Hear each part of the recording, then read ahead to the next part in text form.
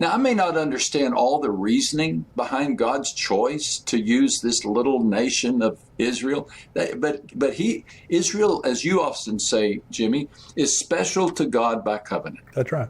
He's just made a covenant. That's right. And whether I understand it or not is immaterial and irrelevant.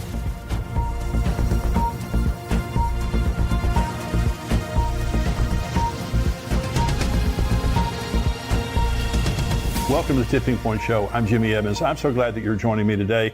I've got a very special interview coming up in just a minute. But before we do that, let me just remind you that we have our Israel trip coming up this year, November 29th through December the 8th. It's Pastor Ed Young Jr. of Fellowship Church here in Grapevine, Texas. Myself, we're going to the Holy Land. We would love to have you go with us on endtimes.com. You can go there. It'll give you all the details there of how you can sign up. We're filling up, and this trip will fill up. So if you're wanting to go and you haven't signed up yet, go on endtimes.com and sign up. We're going to go all through the Holy Land. We were there in December. It's just always such an incredible blessing. And it's really a blessing to be there with other believers. We'll have our expert tour guides. We'll have a number of buses. We'll have expert tour guides on every single bus. Pastor Ed and I will be there teaching at different sites through the Holy Land. And I can't wait to meet a lot of you. You know, I just have really two opportunities through the year to get to meet you guys. One is at our conference that's coming up next September, and I'll be talking about that more next week, but also this Israel trip. I look forward to being able to shake your hand and get to know you and spend some time with you in the Holy Land. So if you're interested in going to Israel with us, endtimes.com, go on there, you get more information and sign up. We'd love to have you join us there. It's a great pleasure today to have my good friend Max Lucado joining me on the show. Max is a teaching minister at Oak Hills Church in San Antonio. He isn't just a best-selling Christian author. Except for the Bible, he is the best-selling Christian author of all times with 92 million of his books in print. I know most of you watching and listening right now have been blessed by Max's books and ministry. But today he's here with me to talk about the end times. Max, welcome to the show. Thank you so much for joining me. Oh, it's great to be with you, Jimmy. You know, I hold you in such high esteem. I love you. And I'm honored and grateful that we have this opportunity for this conversation. Well, I feel the same way about you, Max, and I very much appreciate your friendship and encouragement over the years. You have a gift of being able to communicate truth in such an understandable way. And, you know, people love it, and people love your books, love your teaching, your preaching, your ministry.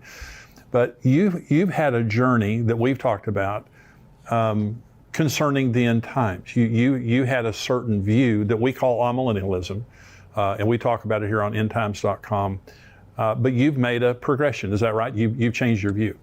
Yeah, it is. You know, I'm 68 years old, and for most of my life, I embraced the view of teaching that the Revelation 20 description of the millennium was symbolic. And I was raised in an amillennial church. I attended a college that taught me amillennialism.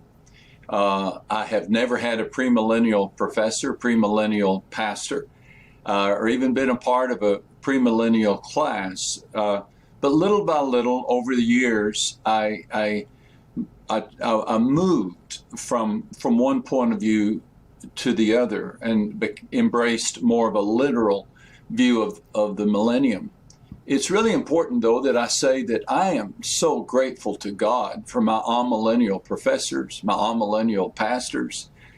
They taught me about Jesus. They taught me to love Scripture.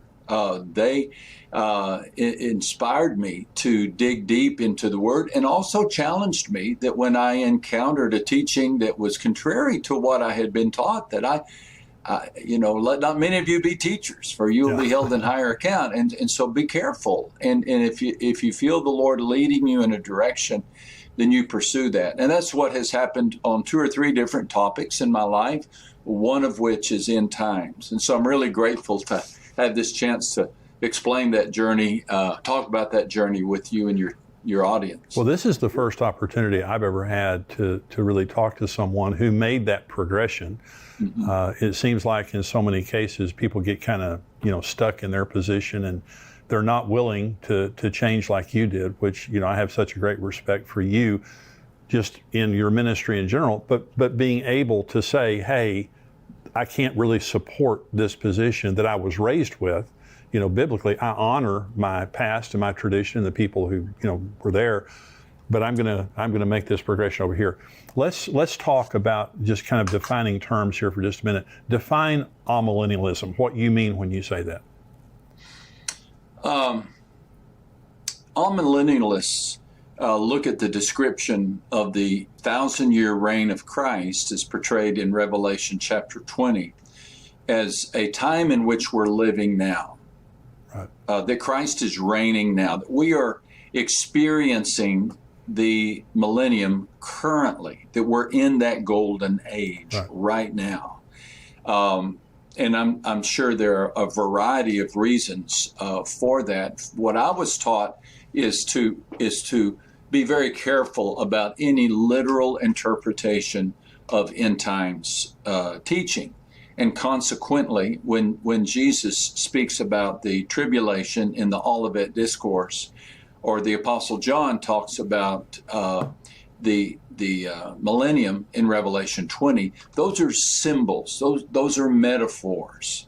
I get that. I understand that. But one of the reasons that I changed has to do with what I think is a healthier approach to end times teaching. And I think we'll talk about that here in just a second. But amillennialism leans towards symbolic, correct? You'd understand this more than anyone, and that we're in that time right now. Yeah. And an amillennialist believes that the devil was bound basically at the resurrection of Christ. Yep. That we are now in the reign of Christ that would be described as the millennium. That's a perfect explanation of it. Premillennialism is what you now espouse. Is that correct? That's absolutely correct. Yeah. And, you know, there's some huge ramifications for this. Mainly, we want to be as biblical as possible while holding everyone in mutual respect. Right. But we want to be as biblical as possible. You know, all Christians agree upon the literal, physical return of Jesus to earth and the bodily resurrection of the dead and the final judgment of all people. We can all find common ground right there. But apparently, the Holy Spirit wants us to have a more detailed understanding of what is yet to come, and understand. And it's as if we've been handed an itinerary of what to expect. Right.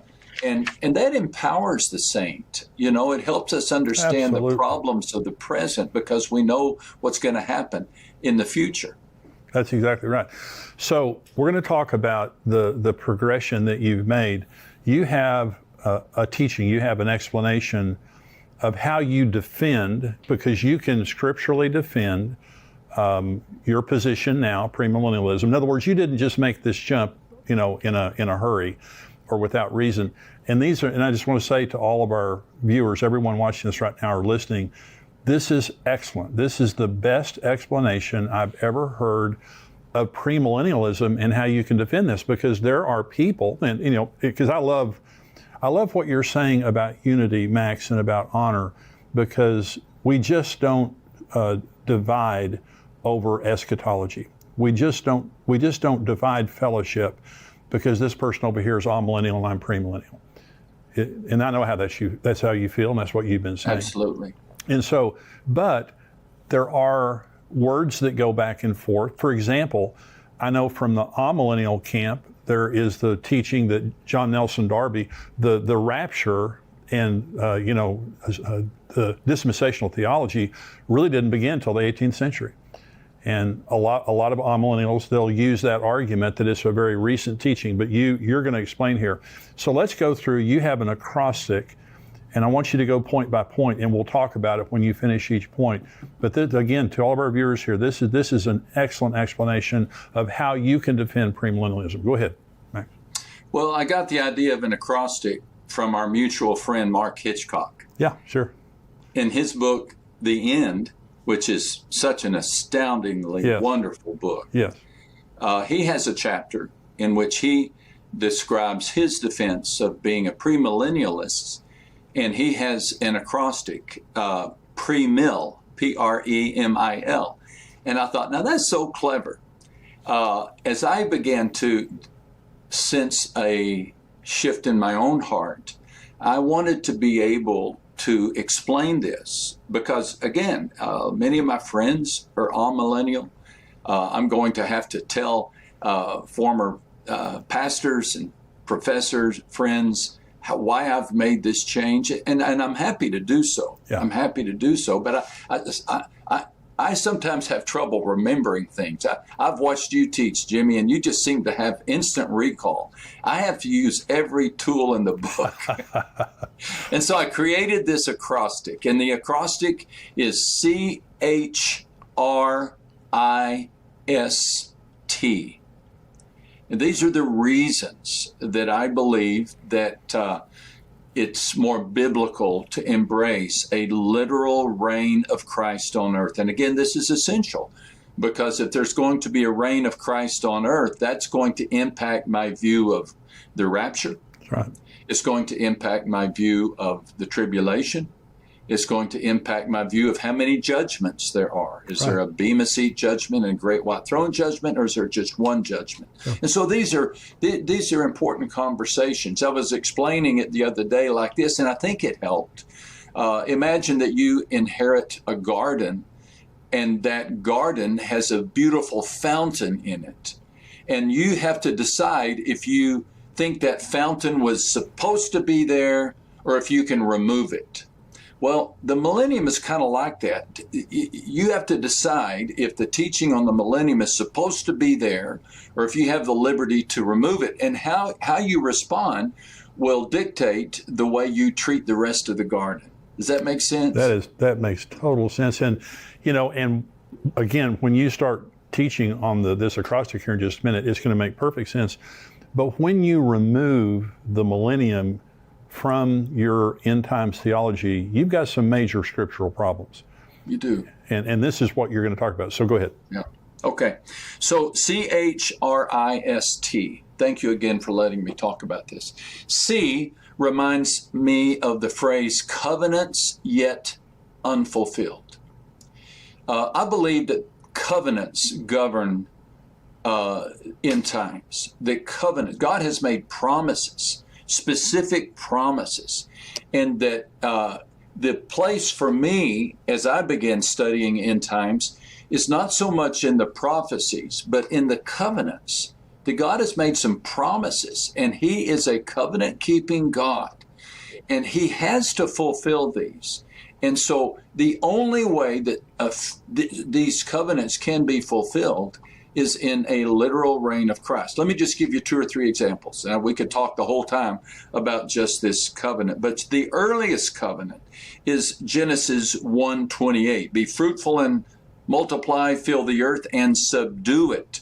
And then Adam and Eve are told to have dominion over the fish of the sea, over the birds of the air, over the cattle, over the earth, and every creeping thing that creeps on the earth. Now, we know what happened. God gave this instruction to Adam and Eve to rule over and to subdue creation. And this creation is on the earth, yeah, not in heaven. Adam was created to oversee it, but he didn't.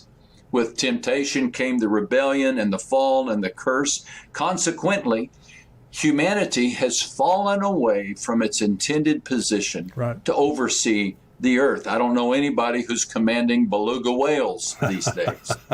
So what does God do about this covenant? Does He just say, oh, they messed up, so I'm changing my plan? I don't think so. I think the gifts and calling of God are irrevocable. In our lives, we have to change horses in the middle of the stream, but God doesn't. God doesn't. And the way this covenant will be fulfilled, or one way it'll be fulfilled, is a time in which we will reign with Him. As 2 Timothy 2:12 says, we will reign with Him. A fulfilled covenant demands that there be a time in which we reign with Christ on the earth, and we subdue creation. We don't oppress creation, but we oversee creation. That's just one example of a covenant yet unfilled. Then the other covenant that's especially important, although I have about 4 or 5 here, but the other covenant is the promise of God to Abraham about Israel. Blessings to Abraham for his life, the blessing of many descendants for Abraham, and then most of all, the guarantee of a specific piece of land forever. Genesis 15 and verse 18. God said, to your descendants, I will give this land. Now, this land includes modern day Israel, plus parts of Egypt and Syria and Lebanon and Iraq. This covenant has yet to be fulfilled. Yeah. It's yet to be fulfilled. Now, if God doesn't keep his promise to Israel, how do I know he'll keep his promise to me? That's right. So this is a high stakes question.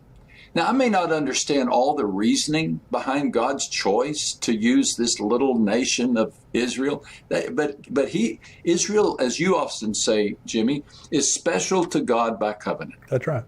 He's just made a covenant. That's right. And whether I understand it or not is immaterial and irrelevant.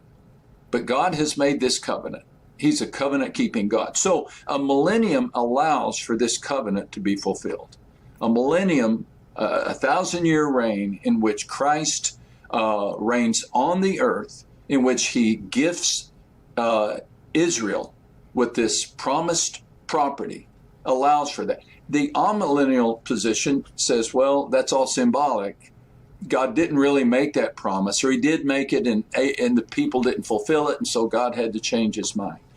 I think millennialism, premillennialism, allows me to respect the covenants of God. Yes. And embrace them. And that's a huge issue, because if God can't keep his covenants to Adam and Eve, to Abraham, how do I know he can keep his covenants to save my soul? It's just so well said. So I want to ask you about Israel related to amillennialists. For example, amillennialism, replacement theology flows out of amillennialism. Would you agree with that? Yes, sir. Yeah. And so they simply believe that the church has replaced Israel, because Israel after AD 70 didn't exist until 1948. And of course now they do exist again. How does the amillennialist view what's happening right now? Is Israel, do they see it as just immaterial and just kind of a lucky thing, or do they think there's anything significant to it? 1948 sure changed the game, didn't it? It sure did. Well, I mean, everything changed. I think it would have been easier to be an amillennialist before Israel was returned to their native land. That's the super sign of end times, right? I mean, absolutely. That really, and I can empathize with somebody, I don't know, 1,000 years ago, say, well, Israel could never have that property again. I could empathize and say, okay, so I will take another view. But now that Israel has been given that property, does that not encourage me? Does it not show me that God can do this? Yeah.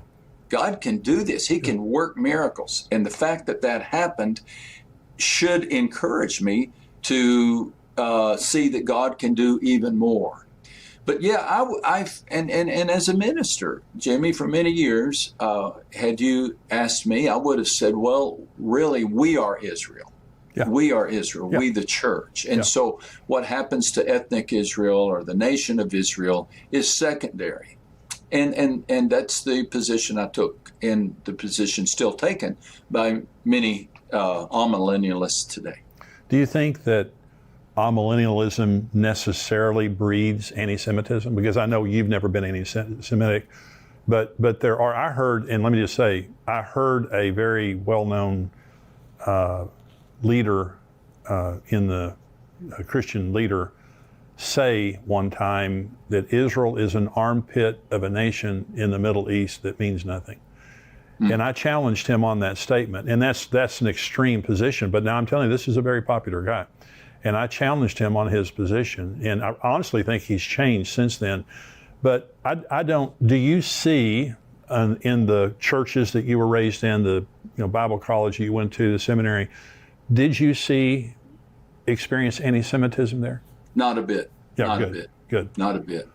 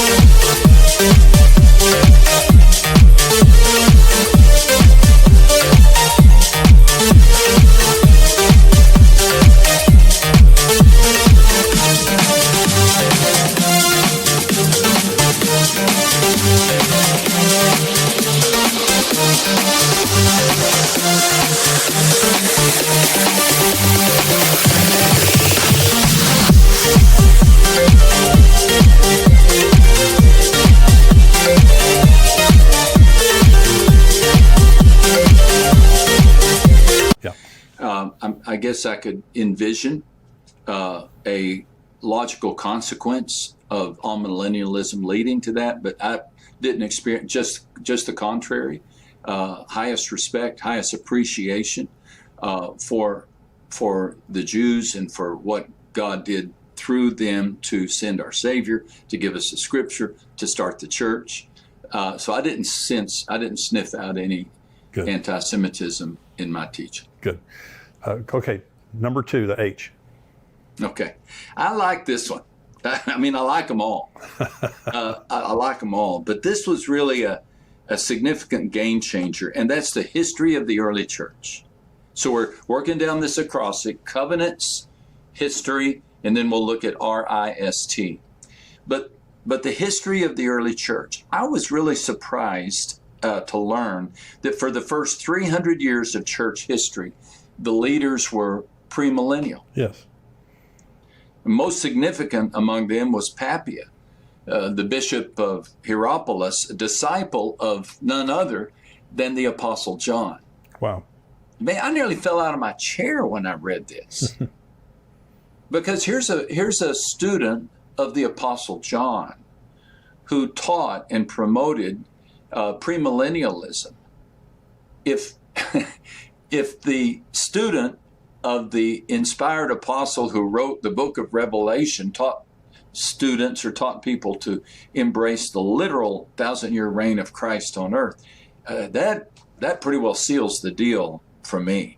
And then we could add to that, I've got my list here, Irenaeus, Tertullian, Justin Martyr, who said, I and every other Orthodox Christian feel certain that there will be a resurrection of the flesh, followed by 1,000 years in the rebuilt, embellished, and enlarged city of Jerusalem, as was announced by the prophets of Ezekiel, Isaiah, and others. Wow. So the fact that the fathers of our faith embraced the promise of an earthly reign of Jesus is extremely compelling to me.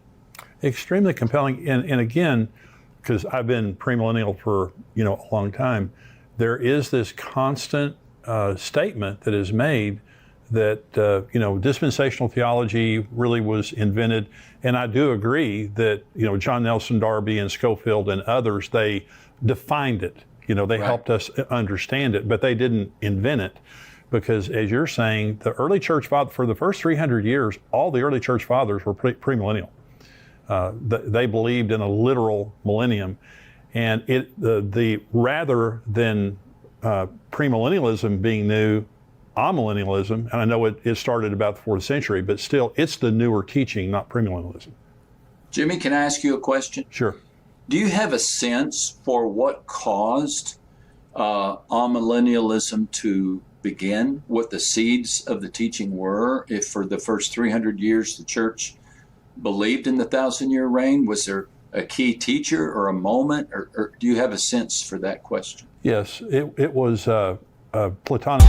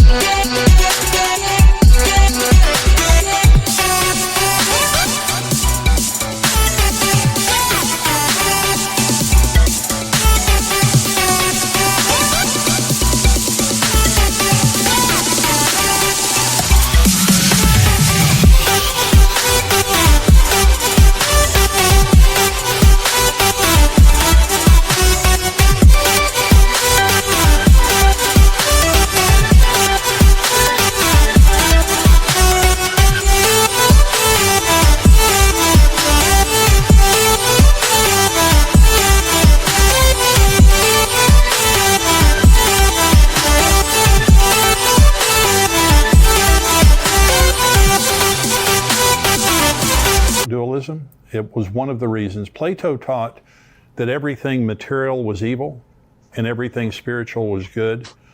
This is where Docetism came from, the heresy of Docetism that taught that Jesus did not come in the flesh, because if he would have come in the flesh, he would have been evil. That's why the Apostle John said, what our eyes have seen and what our hands have handled. He hated the Docetists. And so they believed that everything in the material realm was evil. So this was called Platonic dualism. And so one of the reasons that the amillennial view became popular was when Platonic dualism infiltrated the church. When Constantine got saved and, Christianity became legal, Platonic dualism infiltrated the church, and they believed that Jesus could not come and rule on the earth because that would be evil.